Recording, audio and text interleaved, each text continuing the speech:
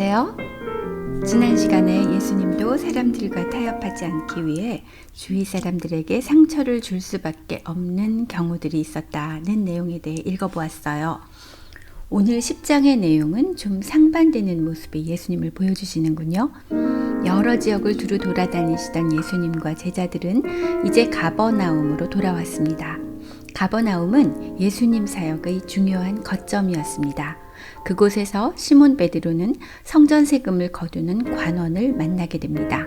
그 관원은 너희 선생님은 세금을 내지 않느냐고 물었습니다. 베드로는 일단 내신다 라고 말해놓고는 예수님과 의논하기 위해 돌아왔습니다. 예수님께서는 베드로가 이 말씀을 물어보기 전에 이미 세금 거두는 관원의 질문에 대해 아시고 베드로에게 질문하셨습니다. 시몬아, 너는 어떻게 생각하느냐?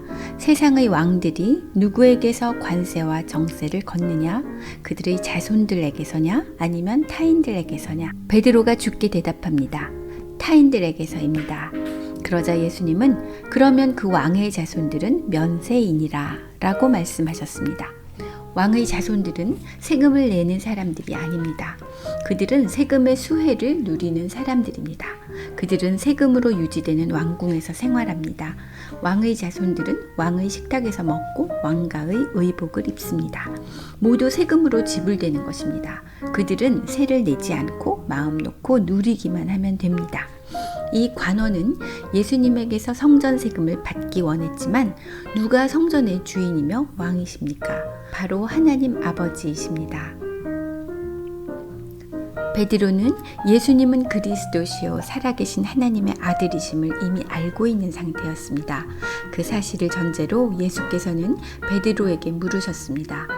내가 성전의 주인 되시는 하나님의 아들이라면 나는 세를 면하여야 하지 않겠느냐? 당연히 예수님은 면세가 되어야 할 것입니다. 예수님이 세금을 내지 않는 것은 완전히 정당한 것입니다. 하지만 예수님께서 베드로에게 하신 말씀은 달랐습니다. 예수님은 세금에 관하여 자신의 자유로운 신분에 대해 증명하셨지만 사람들이 실족하지 않게 하기 위해 베드로에게 가서 세금을 지불하라고 하셨습니다.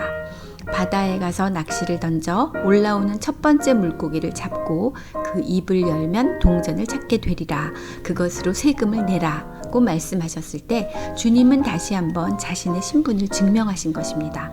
예수님은 이 세상의 구주시며 그분은 하나님의 아들이십니다. 그래서 주님은 베드로가 가서 잡을 물고기에게 세금으로 낼 만한 동전을 물고 있게 하셨습니다. 이런 전능하신 하나님의 아들이신 예수님이 자신을 위해 지어놓은 성전을 위해 다른 평범한 사람들과 똑같이 세금을 지불하시면서까지 그 평범한 사람들을 실족시키지 않는 쪽을 택하셨습니다. 9장에서는 사람들을 실족하게 하시고 아무런 변명도 하지 않으셨던 주님이 왜 이번에는 이렇게 신경을 쓰시는 걸까요? 주님은 왕이신 자신이 성전 세금을 내지 않아도 된다는 점을 증명하셨지만 우리가 그들을 실족하게 해서는 안 되니 가서 지불하라고 말씀하셨습니다. 뭔가 앞뒤가 맞지 않는 것처럼 보입니다. 그렇죠? 그런데 이에 대한 답은 다음 구절에서 찾을 수 있습니다. 예수님은 이렇게 말씀하십니다. 누구든지 이 어린아이와 같이 자기를 낮추는 사람이 천국에서 큰 자니라. 핵심은 자기를 낮추는 사람이라는 말에 있습니다. 예수님은 또 다음과 같이 덧붙여 설명하셨습니다. 너희 중에 누구든지 크고자 하는 자는 너희를 섬기는 자가 되고 너희 중에 누구든지 으뜸이 되고자 하는 자는 너희의 종이 되어야 하리라. 인자가 온 것은 섬김을 받으려 함이 아니라 도리어 섬기려 하고 자기 목숨을 많은 사람의 대속물로 주려 함이니라. 무슨 말씀일까요? 주님이 섬김을 받으려고 오신 것이 아니라 섬기려고 오셨다니 그분은 하나님의 아들이십니다. 주님은 어떤 사람들로부터도 자유로운 왕의 신분이십니다. 우주 만물이 그분에 순종하여 필요할 때는 물고기조차 돈을 물고 있게 하시는 자유로운 분이십니다. 만물을 조종할 수 있으신 능력자이십니다. 그러므로 어떤 사람에게도 복종할 필요가 없습니다. 그런데 그런 분이 그분의 권리와 자유를 자신을 위해 쓰지 않으시고 남을 섬기는 데 쓰시겠다고 하셨습니다. 성경은 우리가 하나님의 자녀라면 우리의 형제이신 예수님의 태도를 배우라고 권고하고 있습니다. 형제들아, 너희가 자유를 위하여 부르심을 입었으나 그러나 그 자유로 육체의 기회를 삼지 말고 오직 사랑으로 서로 종노릇하라.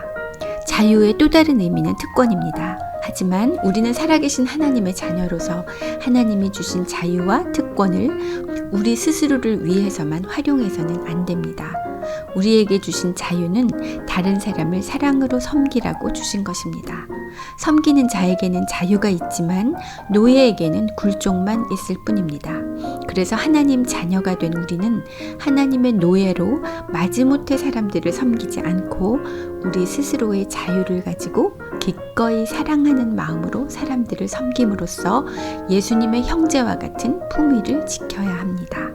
비비어 목사님은 섬기는 일을 할 때 화가 난 듯한 태도로 임하는 그리스도인들을 많이 보았다고 하십니다. 그들은 마지못해 세금을 내는 것처럼 불평을 하며 교회를 섬기고 사람들을 섬기고 있습니다. 그들은 이미 예수님께서 우리를 율법에서 자유롭게 해주신 것을 모르고 여전히 율법의 노예가 되어서 억지로 율법을 지키듯 살아갑니다. 그들의 마음속에는 예수님의 사랑 대신 노예 근성이 남아 있습니다. 9장에서 살펴본 예수님은 아버지 하나님께 순종하고 다른 사람들을 섬기려 하신 결과 일부 사람들을 실족하게 하신 것입니다. 주님 자신의 권리를 주장하고 누리고 즐기기 위해서 사람들을 실족하게 하셨던 것이 아닙니다. 예수께서 안식일에 병자를 고치셨을 때 바리새인들이 실족했습니다.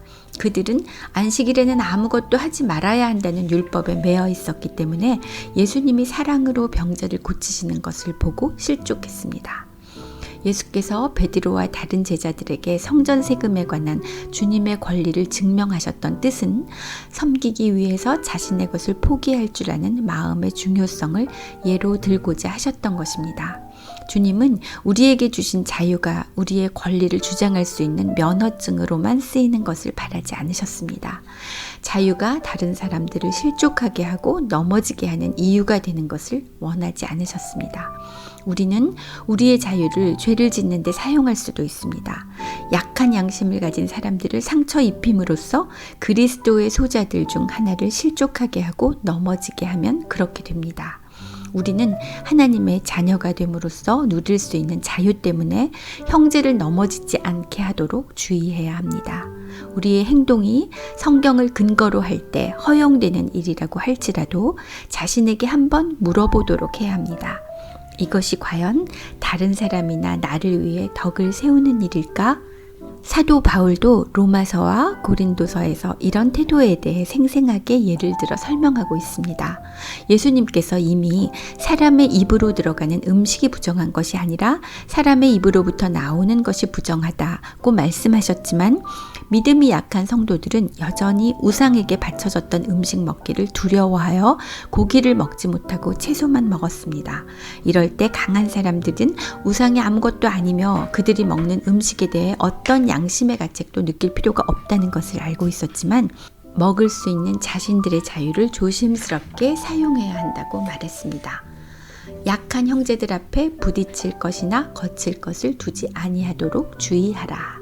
로마서 14장 13절 17절 말씀이네요.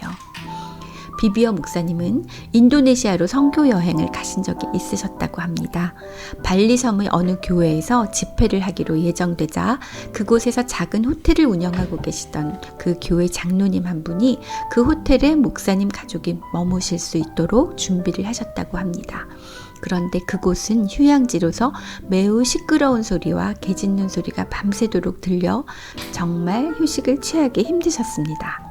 그 후 자바섬에서 2주일 동안 예배를 인도하시고 다시 발리섬으로 돌아가게 되셨을 때 여자 성도 한 분이 발리에서 가장 좋은 리조트 호텔에 머무시도록 숙박료를 제공하겠다고 제안하셨습니다. 아름다운 곳에서 진정한 휴식을 취할 수 있게 되었다는 생각에 너무 기쁘셨다고 합니다.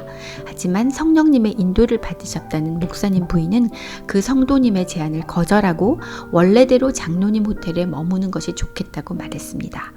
오랜 집회들로 정말 휴식이 필요한 상태였고 시끄럽던 그 호텔에서 또 밤에 잠도 못 잘 것을 생각하면 괴로웠지만 고민 끝에 성령님의 인도를 따르기로 하였습니다.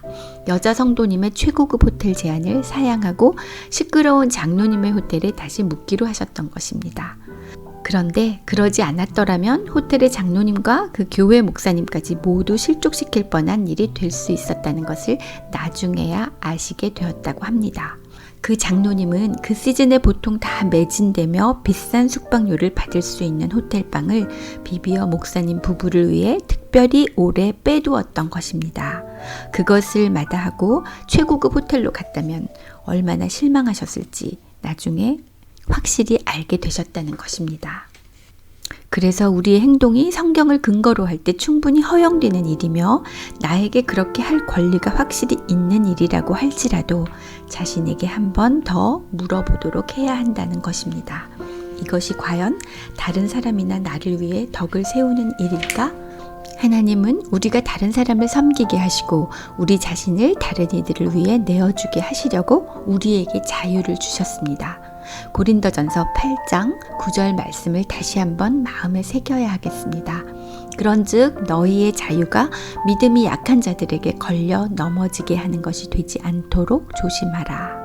그리스도 안에서 누리게 된 자유를 우리 자신의 권리를 주장하는 데 사용해서는 안 됩니다. 다른 사람을 자유롭게 하고 섬기는 데 사용해야 합니다. 그럴 때 우리는 다른 사람들과 화평과 사랑의 관계 속에서 더 행복하고 충만한 삶을 누리게 될 것입니다. 오늘은 하나님께서 우리에게 허락하신 자유와 권리를 조금 양보하더라도 사랑의 마음으로 타인들을 배려하며 섬기는 그리스도인이 되어야 한다는 것을 배웠습니다. 그럼 다음 11장에서 배울 내용을 기대해 주시고요. 다시 만날 때까지 안녕히 계세요.